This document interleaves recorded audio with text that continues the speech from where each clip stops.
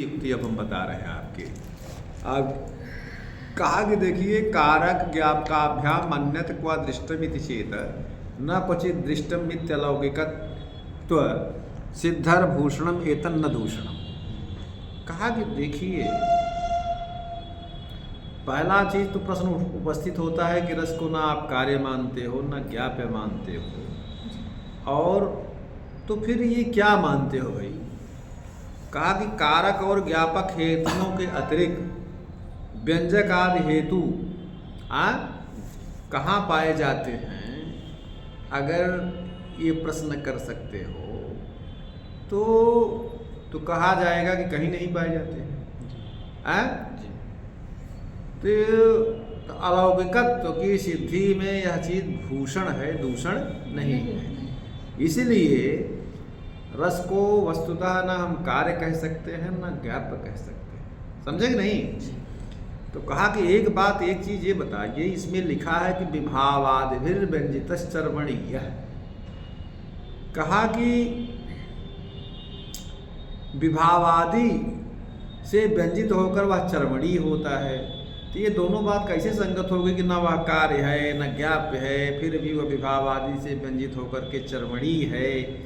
तो संसार में दो प्रकार के कारण हम बताए हैं, कारक और दूसरा ज्ञापक। जब रस कार्य नहीं है तो उसका कोई कारक हेतु नहीं है, जब ज्ञाप्य नहीं है तो उसका कोई ज्ञापक हेतु नहीं है। तो कारक ज्ञापक हेतुओं के अतिरिक्त कोई तीसरा हेतु होता ही नहीं। तो विभावादि रस के व्यंजक कैसे हो सकते हैं, यह प्रश्न होता है। तो इसका उत्तर है कि रस अलौकिक, इसीलिए तो हम रस को अलौकिक कहते हैं। ठीक है। तो लोक में जो कारक ज्ञापक दो प्रकार के हेतु पाए जाते हैं, रस के व्यंजक हेतु विभावादि उन दोनों से विलक्षण है, इसलिए अलौकिक है। तो इसीलिए हम इस बात को रस के अलौकिकत्व में यह भूषण है, दूषण नहीं, मैं पहले बताया। ठीक है।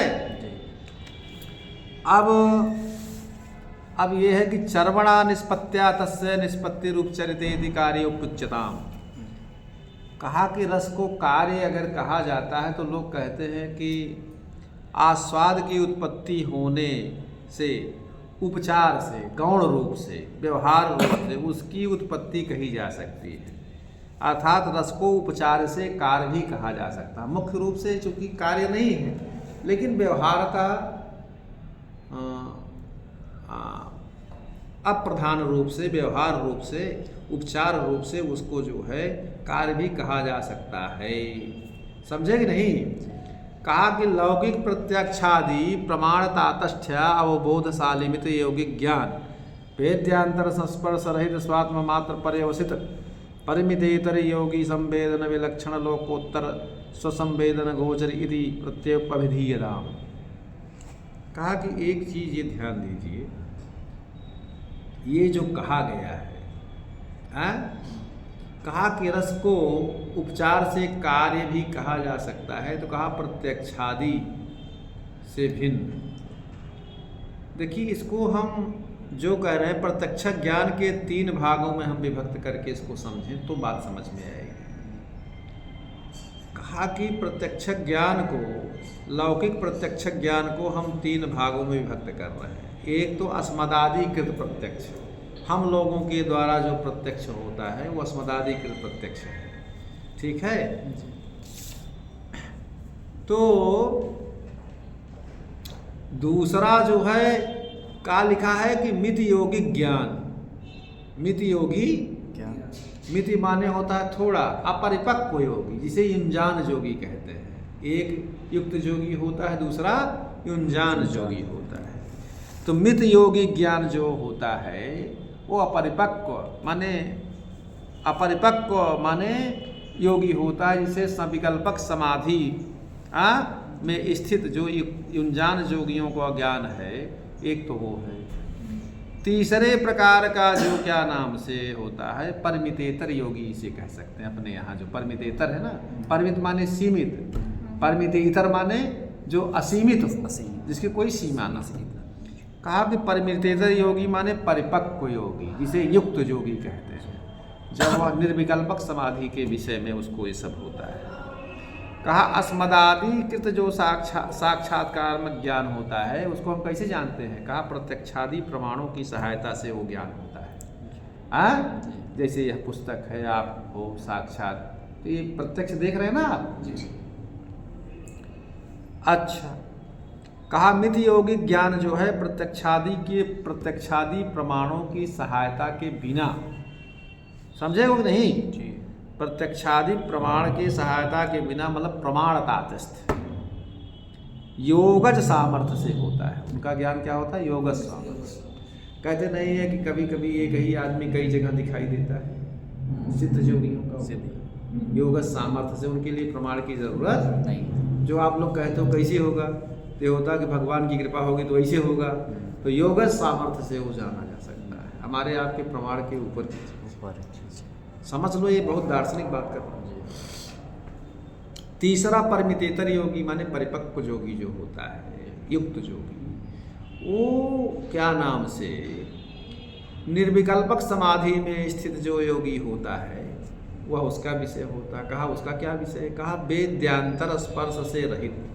वेद्य माने जान, जो क्या है अन्य वेद्य मतलब जब ब्रह्म का साक्षात्कार वो करता है तो ब्रह्मातिरिक्त उसको संसार की सारी चीज़ें शून्य हो रहती हैं, किसी चीज़ का ज्ञान नहीं होता है, तो केवल आत्मानुभूति मात्र स्वरूप होता है, आत्मानुभूति मात्र स्वरूप होता है। ठीक है, रस की अनुभूति ये 3 प्रकार के ज्ञानों से भी विलक्षण है। रस की अनुभूति का जो विषय है तीनों प्रकार के ज्ञानों से विलक्षण है। परमितेतर योगी संवेदन विलक्षण लोकोत्तर स्वसंवेदन गोचरित प्रत्योपविधेयताम। समझ रहे हो कि नहीं? तो युक्त और जुंजान और युक्त दोनों प्रकार के योगियों के ज्ञान से विलक्षण लोकोत्तर अनुभूति का जो विषय होता है वह रस को उपचार से भी कहा जाता है, लेकिन वस्तुतः न वह कार्य है न ज्ञाप्य है, इसलिए रस अलौकिक है। समझ रहे हो नहीं बेटा? इसलिए रस को अलौकिक कहते हैं। मतलब प्रत्यक्षादि के द्वारा अस्मदादि को ज्ञान होता है, प्रमाण ताटस्थ अवबोधशाली मित्र यौगिक ज्ञान, वेद्यांतर संस्पर्श रहित स्वात्मात्म परिवसित परमितेतर योगी संवेदन, तीनों वाक्यांश विशेषण रूप से ध्यान देने की बात हमने बताई। तो रस की प्रतीति इन तीनों प्रकार के साक्षात्कारात्मक ज्ञान से ही विलक्षण है। मतलब वह न सविकल्पक ज्ञान के द्वारा, न स्मदादि प्रत्यक्ष के द्वारा जाना जा सकता है, न सविकल्पक समाधि के द्वारा जाना जा सकता है, न निर्विकल्पक समाधि के द्वारा भी रस का साक्षात्कार योगी लोग भी नहीं कर पाते हैं। इससे विलक्षण रस का विषय होता है। ठीक है ना? ठीक है, इसलिए रस को अलौकिक कहते हैं। अब रस अलौकिक की तीसरी युक्ति को भी देखिए। कहा कि कारक और ज्ञापक दोनों हेतुओं से भिन्न होने के कारण आप अलौकिक इसको कहते हैं। कहा कि तद्ग्राहकम च न निर्विकल्पम विभावादि परामर्श प्रधानत्वादि नाप सविकल्पकम चर्वमाणस्य अलौकिकानंदमयस्य स्वसंवेदन सिद्धत्वात् उभयाभावस्वरूपस्य चोभयात्मकत्वमपि पूर्वलोकोत्तरतामेव गमयति न तो विरोधमिति श्रीमद् आचार्याभिनव गुप्तपादाः। समझ रहे हो नहीं?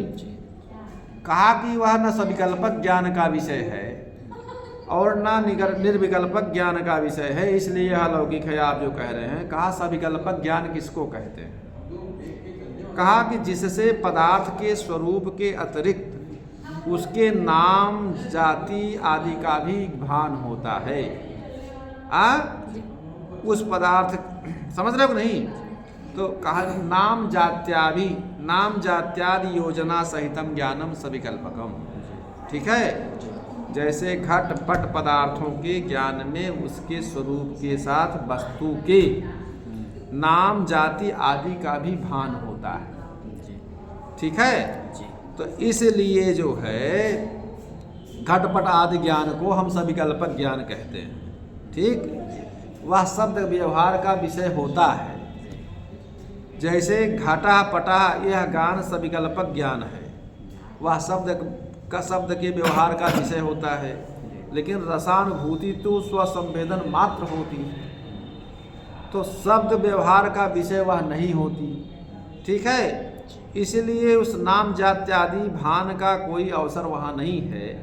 अतएव रस को सविकल्पक ज्ञान से ग्राह्य नहीं किया जा सकता है। सविकल्पक ज्ञान के ग्राह्य से उसको नहीं जाना जा सकता है। सविकल्पक ज्ञान से भिन्न जो दूसरा ज्ञान होता है उसको निर्विकल्पक ज्ञान कहते हैं। उसको क्या कहते हैं? नाम जात्यादि योजना सहितम ज्ञानम सविकल्पकम। नाम जाति नाम जात्यादि योजना रहितम ज्ञानम निर्विकल्पम। तो कहने का नाम जाति विशेषण विशेष आदि के सहित जो के द्वारा जो ज्ञान होता है उसको सविकल्पक कहते हैं।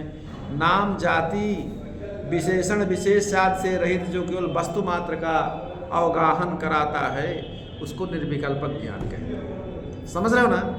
कहा निर्विकल्पक ज्ञान के लिए हम आपको एक उदाहरण बताते हैं। जैसे कोई बालक है, ठीक है, मूक पुरुष है, तो उसके ज्ञान के लिए एक उदाहरण हम बता रहे हैं। बाल मूकादि विज्ञान सदृशम निर्विकल्पम। जैसे कोई मान लीजिए घड़ी है, कोई घड़ी है, तो जब वो घड़ी है तो उसमें उसका क्या नाम से गोल डायल है, उस पर जो है अंक जो है लगी हुई है, सुइयाँ आदि हमारी तरह जब चल रही हैं तो बालक भी सुई जब चलती है तो बालक भी देख रहा है और आप लोग भी मान लीजिए देख रही हैं। लेकिन बालक जो देख रहा है वो क्या नाम से, वो केवल पूरी चीज़ क्रिया को देख रहा है, कुछ जानता उनता नहीं है, उसके विषय में कुछ जानता नहीं है। समझ रहे हो नहीं? लेकिन बड़ा व्यक्ति भी सब जानता है। तो बालक का ज्ञान नाम जाति योजना के रहित होता है, इसलिए बालक का जो ज्ञान होता है वह निर्विकल्पक ज्ञान कहलाता है। अड़े बड़े व्यक्तियों का जो ज्ञान होता है वो सविकल्पक ज्ञान कहलाता है। तड़े बड़े व्यक्तियों का सविकल्पक ज्ञान तो वह प्रथम क्षण में जो बड़े व्यक्ति को ज्ञान होता है वो भी निर्विकल्पक ही होता है। लेकिन जैसे क्या नाम से शब्द व्यवहार के विषय में वह आ जाता कि घड़ी है, वैसे वह सविकल्पक ज्ञान में परिणत हो जाता है। तो इसलिए निर्विकल्पक स्वरूप अनुभव में नहीं आता। ठीक है ना? तो रस की प्रतीति विभावादि की प्रतीति भी होती रहती है, लेकिन समूहालंबनात्मक ज्ञान होने से निर्विकल्पक ज्ञान भी उसका ग्राहक नहीं हो सकता। तो न वह सविकल्पक ज्ञान का विषय होता है, न वह क्या नाम से निर्विकल्पक ज्ञान का उसका विषय हो सकता है। तो इसलिए यह रस जो है अलौकिकत्व सिद्धि का यह प्रमाण है। तो इस बात को क्या नाम से आचार्य ने कहा है। समझ रहे हो नहीं? तो इसमें जो है तो निर्विकल्पक सविकल्पक भी पहले के समान लोकोत्तरता को ही बोधित करते हैं, इसमें कोई विरोध नहीं है। ऐसा श्रीमद् अभिनव गुप्त आचार्य पादाचार्य का मत है। तो इसलिए यह उनका सिद्धांत है बस। तो आज हम जो है अभिव्यक्तिवाद जो रस का सिद्धांत है ये पूर्ण की। बात समझे कि नहीं? मजे